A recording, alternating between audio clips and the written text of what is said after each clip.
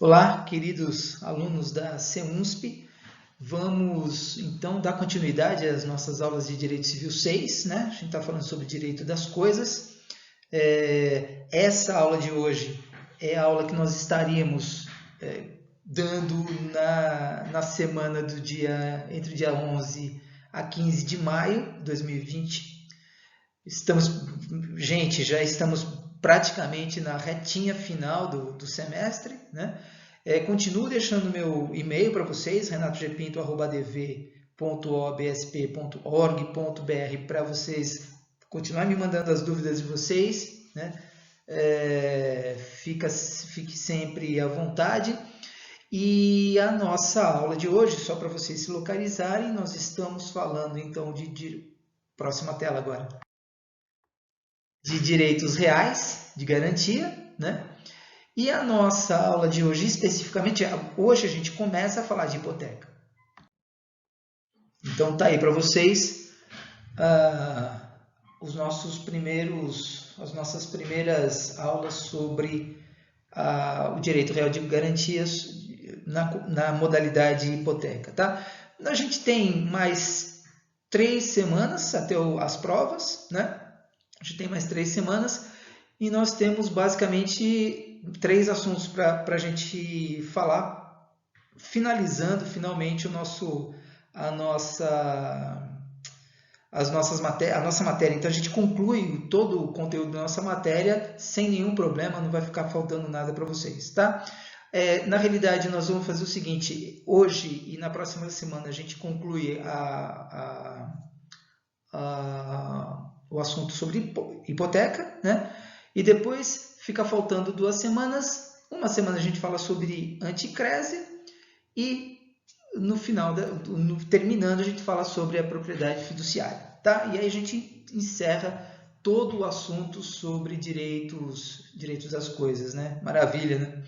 Então vamos lá? Vamos falar então sobre hipoteca. Bom, na semana passada nós falamos, e já umas 2 semanas, né, a gente falou sobre o penhor, né? Então, direitos reais de garantia sob a modalidade penhor. Lembrando que penhor é o direito real de garantia que abarca bens móveis, né? Bens móveis de modo geral. A hipoteca já é diferente, né? Então, a hipoteca é um direito real de garantia de natureza civil, claro, civil como queiram, né? Mas agora a hipoteca grava coisa imóvel, ou eventualmente, excepcionalmente, bem aqui a lei entender como hipotecável. Então, assim, tem alguns bens, inclusive que são móveis, mas que não são passíveis de penhor, mas de hipoteca, como, por exemplo, embarcações e aeronaves. A gente vai falar sobre isso quando a gente falar sobre os bens que podem ser hipotecados, né? Então, mas isso sempre excepcionalmente. A regra geral, né, claro, sempre, é de que a hipoteca ela incide sobre bens imóveis, tá? Bens imóveis pertencentes ao devedor ou a terceiro. Depois a gente vai ver que, claro, a regra geral é de que o bem dado em hipoteca seja de propriedade do próprio devedor. Mas, às vezes, dependendo da situação, isso pode não acontecer. É raro, mas pode não acontecer. Então, às vezes acontece da pessoa ter um direito real de uso ou direito especial de uso sobre moradia. Então, às vezes, a hipoteca incide não na propriedade, mas num direito real, por exemplo, de uso, nesse caso, né? Então, aí o proprietário é o terceiro, mas a hipoteca é dada em favor do possuidor. A gente vai ver sobre essas situações especificamente mais para frente, tá?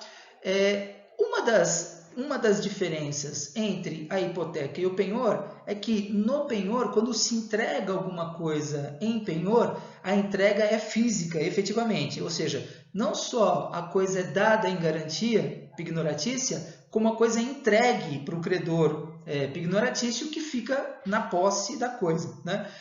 No caso da hipoteca, não. Então, excepcionalmente, exceto se por um acaso o contrato previr, fora essa situação, a regra geral é de que se transmite a garantia para o credor, mas não se transmite a posse ao mesmo credor. Ele não fica na posse física da coisa. A posse física, a posse direta, continua com o devedor hipotecário. Tá?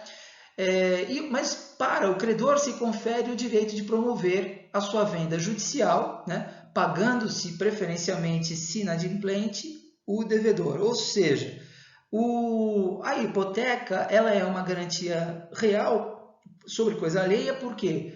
Porque alguém passa a ter uma garantia de pagamento de uma obrigação, né, uma obrigação de fazer, de dar, mas geralmente uma obrigação pecuniária, né, uma obrigação por quantia, né, cujo devedor é o proprietário, geralmente, né, que entrega a garantia hipotecária para o credor. Caso esse devedor não venha a pagar a sua dívida, o que faz o credor? Ele executa o devedor e já indica esse bem imóvel que foi dado em hipoteca, né, para que o juiz dê preferência a esse imóvel para eventual alienação judiciária e eventualmente eventual pagamento para o credor. Tá? Então a ideia da hipoteca é justamente essa. Bom, considerando isso, e outra coisa, eu coloquei MHD porque esse conceito ele é ipsis literis o conceito da Maria Helena Diniz, tá? Lá do seu curso brasileiro, curso de Direito Civil Brasileiro. Tá? Muito bem. Quais são as partes do contrato que estabelece a hipoteca? Bom, eu tenho de um lado o credor hipotecário. Credor hipotecário é aquele que possui o direito de sequela. Por que ele possui o direito de sequela? O que é o direito de sequela? Direito de sequela é aquele direito que tem o credor de perseguir a coisa nas mãos de quem tiver.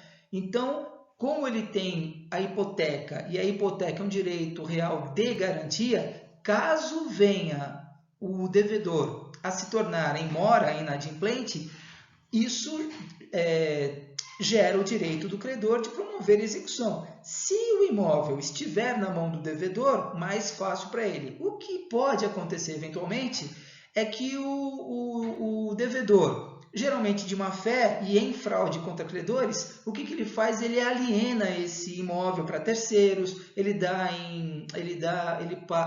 faz uma promessa de venda e compra para terceiros e sem avisar de que há essa hipoteca. Esse é um problema, né? E se caso esse imóvel estiver nas mãos de terceiros que fizeram uma compra sem estar avisado dessa hipoteca, o credor hipotecário, desde que atendidas algumas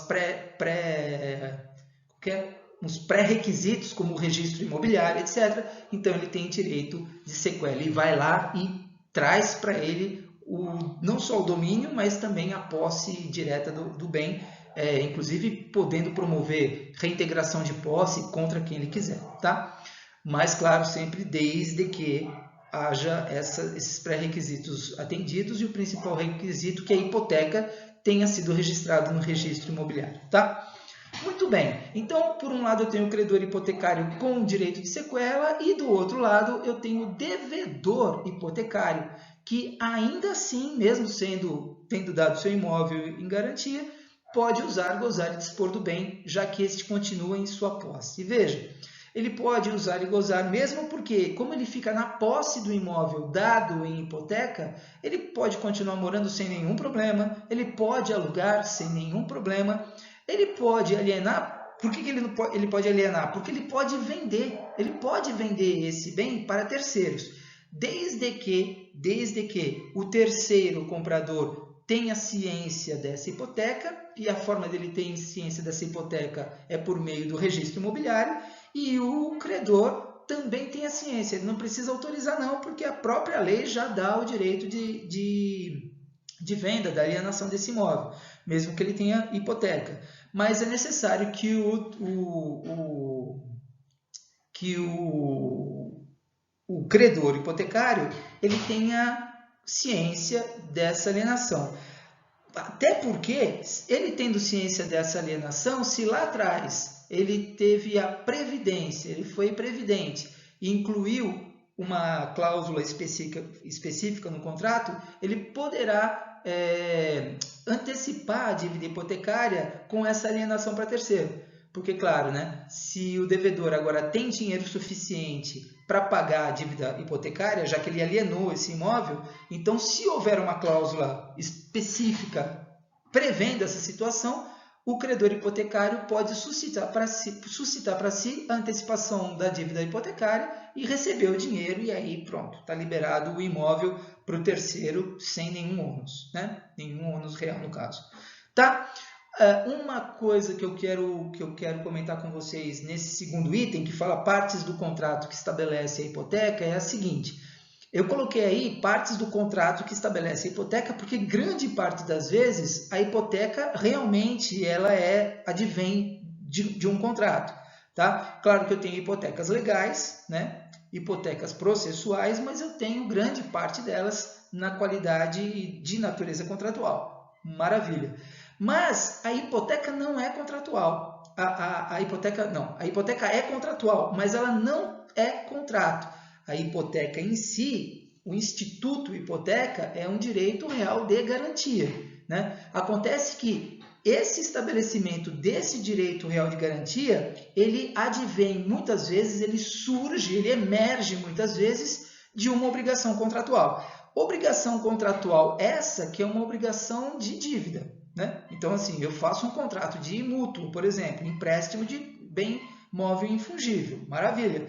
E aí eu insiro uma cláusula hipotecária, né? Então, claro, a hipoteca em si é um instituto de direito real, um direito real de garantia, mas ela surge muitas vezes pelo pacto entre as partes, e o pacto entre as partes vem desse contrato. Portanto, a base, muitas vezes, da hipoteca, em que pese ela seja um direito real de garantia, a base, muitas vezes, é contratual mesmo, tá? Maravilha. Próximo, o terceiro ponto aí vai fazer referência ao seguinte: na hipoteca, ocorre a entrega da coisa imóvel para garantia de pagamento da dívida, mas sem a transferência da posse, só para confirmar e para deixar registrado aí o que a gente tinha falado antes, né? Então, assim, sim, transfere-se a garantia, transfere-se o imóvel como um direito real de garantia, mas a posse física do bem continua com o devedor. Pode ser feito ao contrário? Pode ser estabelecido uma outra situação? Pode ser estabelecido, desde que o seja feito expressamente por cláusula contratual. Então, se as partes, o credor e o devedor hipotecários combinarem de que a transferência, a hipoteca será concedida somente se a posse física for transferida também, tudo bem, fica valendo então o contrato. Via de regra, não é o que acontece, tá? O contrato que fixa a hipoteca possui natureza acessória, pois serve de garantia de cumprimento da obrigação principal. Mais ou menos é o que eu já falei, né? Então, assim, qual que é o contrato principal? O contrato principal, na grande maioria das vezes, é um mútuo, porque é uma dívida de dinheiro. Nada impede que haja outros contratos, para prestação de serviço, uma obrigação de fazer, uma obrigação de dar, enfim, nada impede que haja outros tipos de pacto e que se coloque um bem imóvel como garantia, nada impede, mas geralmente é de mútuo. Seja como for, sempre a hipoteca será um pacto acessório, né? É um pacto acessório por quê? Porque só se admite a hipoteca, só é possível entender a hipoteca como sendo um garante de uma obrigação principal, né? Então, a hipoteca, geralmente, ela se expressa no mundo jurídico por meio de uma cláusula inserida num contrato principal, né? Uma cláusula ou um grupo pequeno de cláusulas, tá? Muito bem. A hipoteca deve ser registrada no registro de imóveis da situação do bem. Esse deve ser por quê? Porque a garantia hipoteca, isso acontece com o penhor também, que a gente viu lá nas aulas anteriores. A hipoteca, para ela poder atingir a sua mais ampla potência, ela tem que ser oponível erga omnes, né? Então, assim, a garantia hipotecária, ela faz obrigação entre as partes, ela faz um pacto entre as partes. Mas para que haja direito de sequela do credor hipotecário, para ele retirar esse imóvel das mãos da posse e da propriedade, eventualmente, de quem tiver, ele precisa ter registrado anteriormente essa cláusula hipotecária no registro imobiliário. Por quê? Porque se ele não o fizer, claro, a hipoteca vale, mas ela não atinge terceiros. Então, o que poderá acontecer? Se a hipoteca for registrada e, eventualmente, o devedor alienou esse imóvel para terceiros e o terceiro está na posse direta da coisa, apenas tendo como um documento probatório um contrato de promessa de compra e venda, ou se eventualmente, pode até acontecer, é raríssimo acontecer, mas pode acontecer do comprador ter, inclusive, registro imobiliário em seu nome, né? Mesmo não tendo, mesmo com uma cláusula hipotecária que de repente não constou do registro. Certamente, se isso aconteceu, foi por meio de fraude contra credores. Existe simulação, dolo, alguns dos defeitos do negócio jurídico que vocês estudaram lá na parte geral ocorreu aí. Deve ter até questões de crime previsto no direito penal. Por isso é raro acontecer. Mas se acontecer e o registro e o contrato tivesse registrado e a hipoteca tivesse registrado, direito de sequela em favor do credor pignoratício. Pignoratício não, hipotecário. Ele pode, inclusive, entrar com uma reintegração de posse na mão de quem quiser. Muito bem. Agora, se por um acaso ele não registrou a hipoteca no registro imobiliário, o que acontece é que nem vai beneficiar e nem vai prejudicar terceiros. O que vai acontecer é que o credor hipotecário vai ter que engolir o fato de uma outra pessoa estar na posse do imóvel que ele recebeu em hipoteca, mas por negligência dele, ele não registrou, negligência, pão-durice, porque de repente ele não quis registrar porque ia ficar caro, isso acontece, sabe o que acontece? Então, o que acontece é que é o seguinte, ele vai poder cobrar do devedor, né, a sua dívida, obviamente, mas aquela cláusula hipotecária, aquela hipoteca, praticamente não vai ter efeito nenhum, tá? Muito bem. Uma das características interessantes da hipoteca é que ela, sem nenhuma ilegalidade, ela pode ser plurime, né? Pode haver uma pluralidade de hipotecas, que a gente chama de subhipoteca. Por quê? Porque existe a possibilidade de constituição de mais de uma hipoteca sobre o mesmo bem, né? Em favor do mesmo credor ou mesmo de terceiros, né?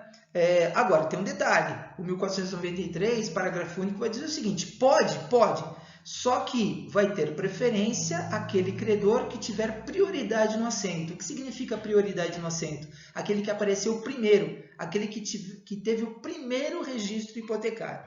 Muito bem, por que acontece isso? Por que é possível isso? Primeiro, não está se falando de hipotecas que se limitem ao valor daquela parcela, daquela dívida, né? Então, assim, claro, se de repente eu tiver um imóvel de R$1 milhão e eu tiver 3 dívidas de R$300 mil cada uma, eu posso perfeitamente dar 3 hipotecas. Por quê? Porque o valor da dívida somado dá R$900 mil, ainda sobra R$100 mil para eventualmente pagar custas, honorários de sucumbência, etc. Então, aí não atingiria o valor total do bem. Isso é perfeitamente possível, nem se questiona. O problema é que o 1493 não faz essa ressalva. Então, ele permite mesmo que seja possível uma casa de R$1 milhão ser dado em hipoteca para garantir 4, 5 dívidas, cada uma de R$1 milhão, né? É um risco enorme para o credor hipotecário, também para o devedor hipotecário, mas nada impede que isso possa acontecer, desde que, obviamente, o credor hipotecário aceite. Muito bem, acontece que se ele aceitar, credor hipotecário, ele sabe de que há um risco sério aí. Por quê? Porque vamos supor, se eu tenho 5 dívidas de R$1 milhão, para dar um exemplo prático e palpável para a gente entender. Então, assim, o devedor tem um imóvel num sítio, né? Porque a casa dele é bem de família, está protegido em tese de hipoteca, de de penhora, então ele vai lá e concede um sítio. Esse sítio vale R$1 milhão. O que ele pode fazer? Ele pode assumir, vamos supor, 3 dívidas de R$1 milhão cada uma. Então, uma ele assumiu dando o seu imóvel em hipoteca em março, a outra em abril e a outra em maio agora. Março, abril e maio. E os 3 aceitaram. O primeiro aceitou porque não tinha nenhuma hipoteca sobre o bem, ele aceitou mesmo. O segundo aceitou sabendo que já havia uma hipoteca anterior, mesmo assim ele assumiu o risco dele e nada de ilegalidade. O terceiro também, ele aceitou. O que acontece é o seguinte, as 3 hipotecas são legais, não há nenhuma ilegalidade nisso, graças à previsão do 1493, parágrafo único, sem nenhum problema. Agora, o primeiro, em tese, é o mais protegido. Por quê? Porque ele não tem nenhum credor hipotecário antes dele. O problema são esses 2. Por quê? Porque se o devedor não pagar nenhum dos 3, o único que terá realmente uma garantia hipotecária a ponto de pedir alienação judicial desse bem é o primeiro.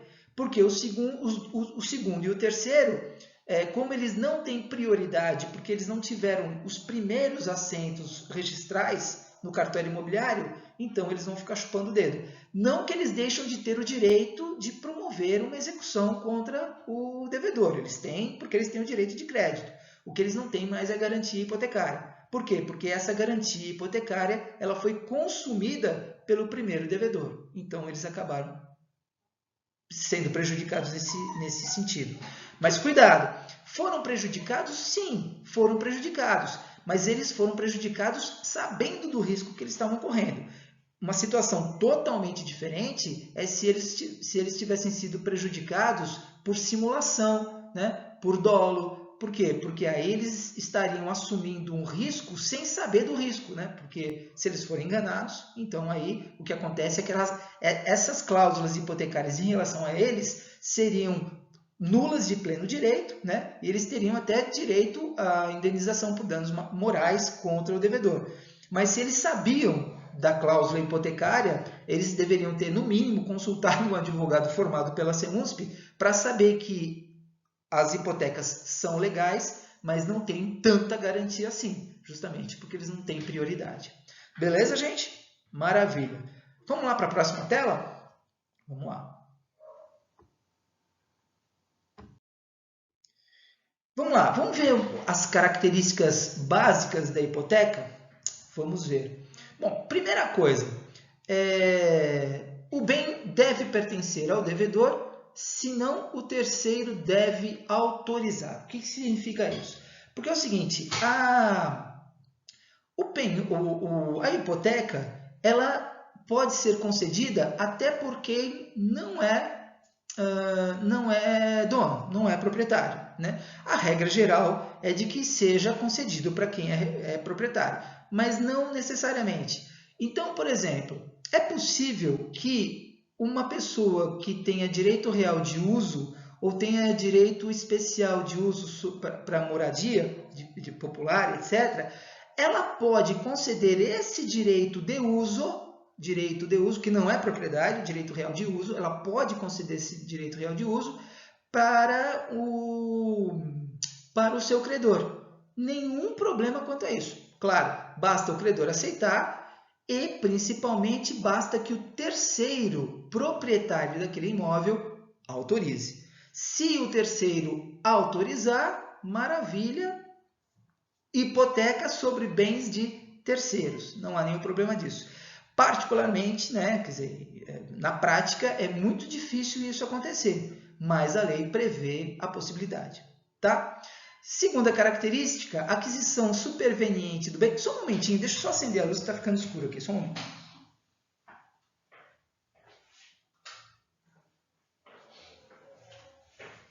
Vamos ver se melhora. Aquisição superveniente do bem por parte do devedor revalida o ônus real. A aquisição superveniente do bem por parte do devedor revalida o ônus real. Na realidade, isso é uma consequência do primeiro item, né? Então, o que pode acontecer? Pode ser que a pessoa que tenha o direito real de uso, a pessoa tem lá o direito real de uso, fez um contratozinho, recebeu o direito real de uso. Pode ser. Muito bem. O que acontece? Pode ser que ela queira comprar o imóvel. Então, vamos supor a seguinte hipótese. Ela tem o direito real de uso, ela precisa de dinheiro, ela recebe um dinheiro, só que concede para o seu credor, que aceita, a hipoteca do direito real de uso, sempre com autorização do proprietário. Tudo bem, é essa situação. Só que depois, com o tempo, o que acontece com esse devedor? Ele pega e compra o imóvel. O próprio devedor que entregou o bem em hipoteca, ele compra o imóvel do terceiro. O que fala a lei, lá nos artigos do Código Civil? Ele diz o seguinte: aquisição superveniente do bem por parte do devedor, ou seja, ele pega e compra aquele imóvel do proprietário. O que acontece com essa compra? Ela revalida o ônus real. Aí o que acontece? Como ela acabou comprando aquele imóvel que estava sob seu uso, agora o direito real não é mais sobre o direito real de uso, mas agora é sobre o direito real de propriedade. Então, a lei, para minimizar os gastos, para minimizar a complexidade e a burocracia desse tipo de situação, ela prevê a possibilidade de revalidação automática da hipoteca. Por quê? Porque muda-se a natureza do devedor. Num primeiro momento, o devedor tinha dado em hipoteca o seu direito real de uso. Como ele compra o imóvel, o que acontece com o direito real de uso? Ele se extingue para aparecer o direito real de propriedade. O que fala a lei? Não precisa convalidar esse direito real de uso. Ele será revalidado automaticamente. É essa proteção legal e a facilitação da lei para esses casos. Tá bom? Muito bem. Quais bens não podem ser dados em hipoteca? Claro, né? Grande parte dos bens podem ser concedidos em hipoteca sem nenhum problema e outros não. A resposta geral para essa pergunta é o seguinte: os bens inalienáveis eles não poderão ser dados em hipoteca, né? Então, não podem ser dados em hipoteca bens inalienáveis, e aí um rol exemplificativo, eu trouxe aqui um rol exemplificativo, tem mais, mas esses aqui são as principais situações em que haja essa possível discussão, né? Primeira situação: bens inalienáveis de uso de natureza pública, né? Então, aqueles bens públicos de uso comum do povo, de uso especial, eles são inalienáveis, portanto, também eles não podem ser hipotecados. Então, praças, ruas, aparelhos públicos de utilização do povo, né, de uso comum, esses são inalienáveis e, portanto, também não hipotecáveis, né? Eles não podem ser objeto de hipoteca. Segunda situação, bens de família. Aqui um detalhe: os bens de família, em geral, eles não são hipotecáveis, né? Principalmente aqueles bens de família voluntários, porque tem os bens de família legais, que vem na lei, bem de família, vem um rol dos bens de família que são previstos automaticamente pela lei, mas tem um percentual da propriedade dos bens de uma determinada família que podem ser protegidos com a tutela do bem de família de forma voluntária, por meio de registro, etc. Então é possível, muita gente não sabe disso, mas é possível que o próprio proprietário reserve uma parcela dos seus bens para que elas sejam impenhoráveis e, portanto, também não hipotecáveis, não é possível dar em hipoteca. Agora, os bens de família em geral, eles não são hipotecáveis. Por quê? Porque eles têm essa proteção legal. Agora, se por um acaso um determinado bem de família, por exemplo, uma pessoa tem só a sua residência, não tem mais nada, tem só aquele apartamento ou só aquela casa em que vive ele, a mulher e os 4 filhos, por exemplo. Se ele entrega esse imóvel em hipoteca, o que acontece com a proteção de bem de família? Vai por água abaixo. Então, assim, em princípio, eles não são hipotecáveis, mas podem ser. E se o forem, esquece a tutela, a proteção legal do bem de família, porque eles, obviamente, podem ser penhorados, né? A pessoa dá em garantia um bem que ela, em princípio, impenhorável, mas se ela voluntariamente der em garantia, significa que o credor pode penhorar o momento que quiser, tá? Muito bem. Uma terceira situação, bens de menores, salvo com autorização judicial. Então, a regra geral é de que bens de menores são hipotecáveis porque eles são inalienáveis. O próprio Código Civil diz que os pais e o tutor dos bens, os pais ou o tutor, né, dos bens dos menores, eles têm sobre esses bens, eles têm direito de administração apenas. Então, claro, um pai e uma mãe têm um filho pequenininho. Aí esse filho pequenininho ganha, por doação de qualquer pessoa, um belíssimo apartamento de R$1 milhão. Esse apartamento que foi doado para a criancinha lá de 6 meses pertence a ela, é propriedade dela. Claro que, como ela é absolutamente incapaz, são os pais que essa criança tem, ou na falta dos pais, o tutor, que for nomeado em favor dela.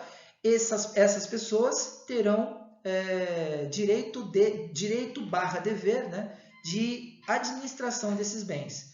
Muito bem. Já que eles não são proprietários, então eles não podem alienar. Como eles não podem alienar, eles também não podem dar em hipoteca. Com exceção de autorização judicial, né? Então, em havendo motivos importantes para a concessão da tutela, para a concessão da hipoteca, o juiz autorizando, aí tudo bem, né? Então, uma hipótese é, a criancinha tem lá 6 meses, recebeu um belíssimo apartamento de R$1 milhão, né, como propriedade, só que o que acontece? Ela tem uma doença congênita que precisa de uma operação urgente e essa operação só pode ser feita nos Estados Unidos e é caríssima.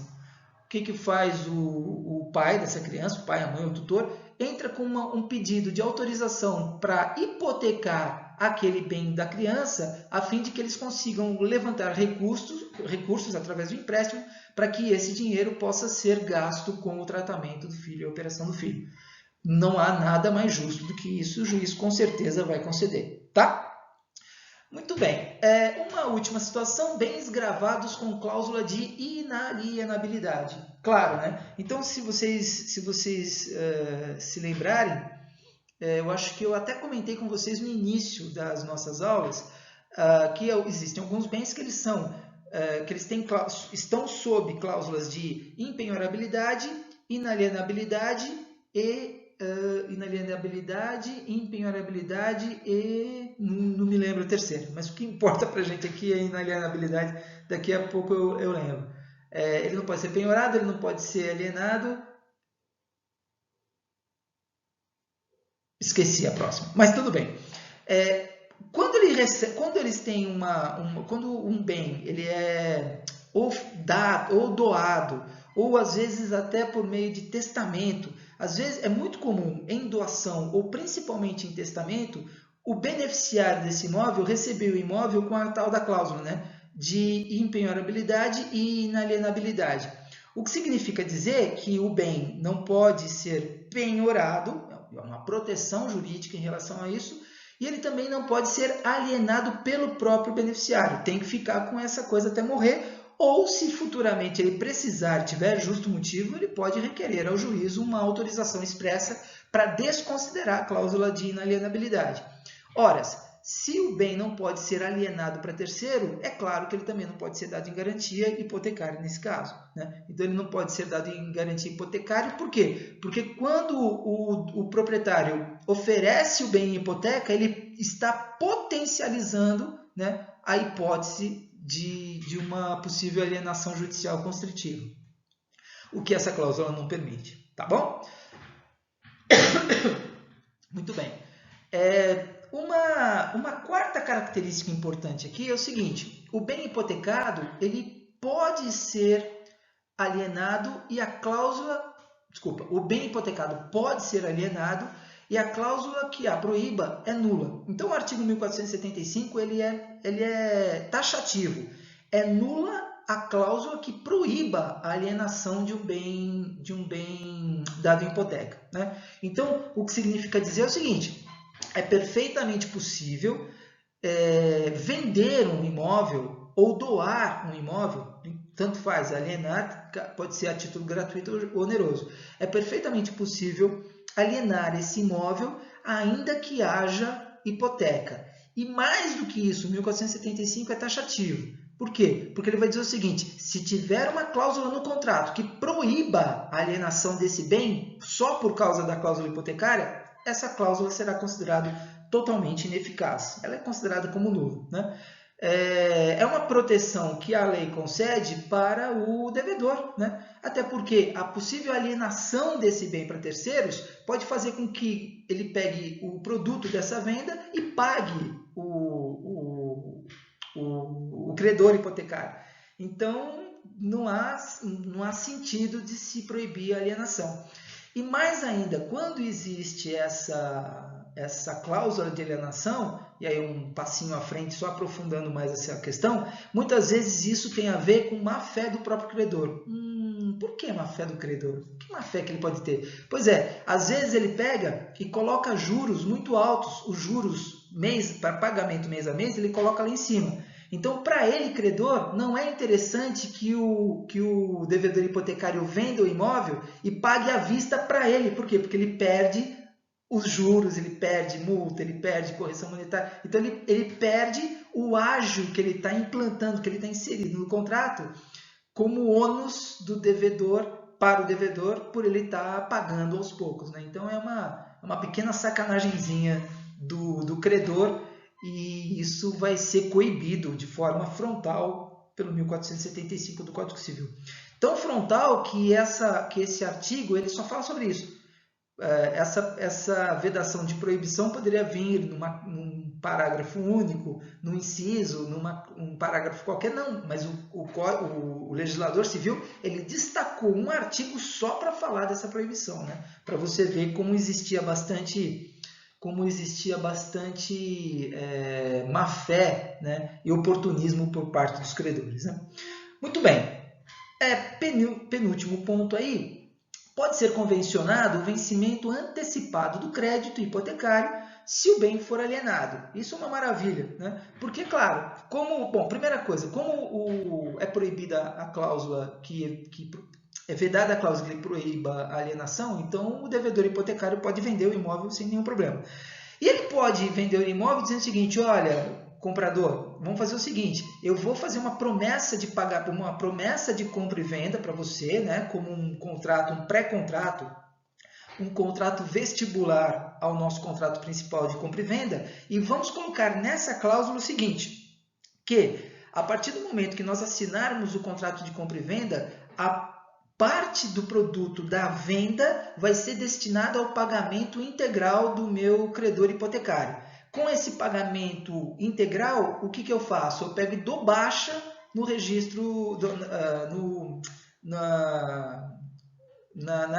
eu dou baixa da hipoteca no registro imobiliário. E aí, claro, ele fica simplesmente livre de qualquer ônus, né? Então, às vezes, não é um mau negócio para o comprador ele comprar um imóvel hipotecado, não é um mau negócio, desde que ele tome cuidado para que ele insira uma cláusula no contrato de compra e venda, fazendo com que o vendedor se comprometa a pegar parte desse valor da venda, pagar o seu credor hipotecário, para que esse credor hipotecário dê baixa da hipoteca no registro imobiliário. Aí, quando se for formalizar mesmo a escritura pública dessa venda, a venda já sai totalmente livre de ônus real, tá? Então, perfeitamente possível, pode ser então... e outra coisa, esse convencionamento do vencimento antecipado serve justamente para isso, né? Por quê? Porque o credor vai dizer o seguinte: olha, se você vender o imóvel, então os meses que faltarem para você me pagar a dívida se antecipam, todas essas dívidas se antecipam, a gente faz um cálculo sobre o montante que você me deve ainda, e aí o produto dessa venda serve para cobrir isso. Então é uma maravilha, você monta um esquemazinho e fica todo mundo satisfeito. O devedor hipotecário porque vende o imóvel, o comprador do imóvel hipotecado porque compra o imóvel e lá vai estar livre de ônus, e o credor hipotecário porque ele Eu acho que eu me confundi um pouco. Então, voltando, tá? A partir daqui.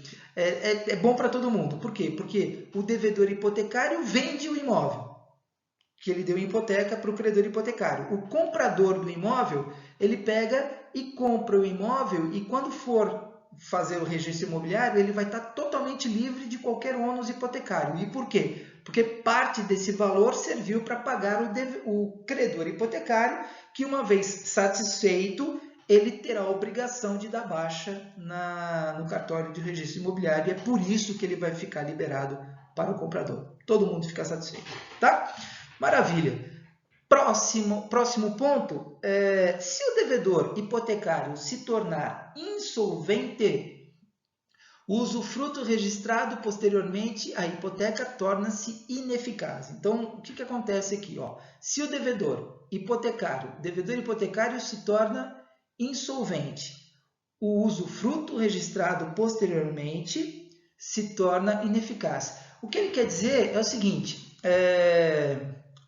o comprador, o proprietário do imóvel é o devedor hipotecário. E aí ele pega e entrega o imóvel em hipoteca para o credor. O que pode acontecer é que o credor receba esse imóvel em hipoteca com a ciência de que já há usufruto. Então, assim, existe usufruto, esse usufruto é anterior à hipoteca, e mesmo assim o credor, assumindo o risco, ele pega e assume, está tudo certo, ele dá o dinheiro para o devedor, está tudo certo. Agora, o que pode acontecer é que o devedor hipotecário, ele realmente se torna insolvente. Então, assim, provavelmente, muito provavelmente, esse imóvel vai servir numa ação de execução para ser levado à praça, né, à alienação judicial, para se pagar o credor. E aí o que acontece? Essa é a previsão legal. Se houver usufruto registrado posteriormente à hipoteca, o que acontece com esse usufruto? Ele se torna totalmente ineficaz. Ou seja, o credor hipotecário ele poderá alienar, ele pode exigir que o juiz dê constrição a esse imóvel e faça alienação judicial, e aquele contrato de usufruto feito em favor de terceiros, só pelo fato dele ser dado em usufruto após a inadimplência do devedor, aquele contrato é totalmente ineficaz, ele não faz nenhum efeito para atrapalhar esse negócio jurídico. É considerado para o credor hipotecário como se ele estivesse livre de qualquer ônus, como se ele estivesse livre de qualquer contrato posterior que restringisse a posse direta do bem, né? Então, é uma cláusula também que é protetiva ao credor hipotecário e não resta dúvida. Por quê? Porque, nesse caso, o devedor hipotecário que entregue o usufruto a uma outra pessoa, o usufruto posterior, o que está fazendo esse devedor insolvente? Ele está agindo de má fé, tanto com relação ao usufrutuário, né? Claro, considerando que o usufrutuário não esteja em conluio, né? Mas está lesando tanto o usufrutuário quanto o credor hipotecário, e isso é absolutamente incompreensível e principalmente inadmissível, né? Não incompreensível, é inadmissível, tá? Muito bem. Bom, pessoal, é o seguinte, como a nossa segunda parte, que é a identificação de todos os bens que podem ser dados em hipoteca, ela é bastante longa, então a gente está com um tempo bastante razoável para a gente encerrar as nossas aulas com completamente, sem nenhum rabicho, sem ficar nada para depois. Então, a nossa aula de hoje a gente vai encerrar aqui, né? E aí a gente continua na próxima semana essa segunda e última parte sobre as aulas sobre hipoteca, tá bom? Pessoal, grande abraço, boa semana para todos vocês. A gente se vê na próxima aula falando de hipoteca ainda e terminando esse assunto, tá bom? Grande abraço, tchau, tchau, até mais. A gente se vê.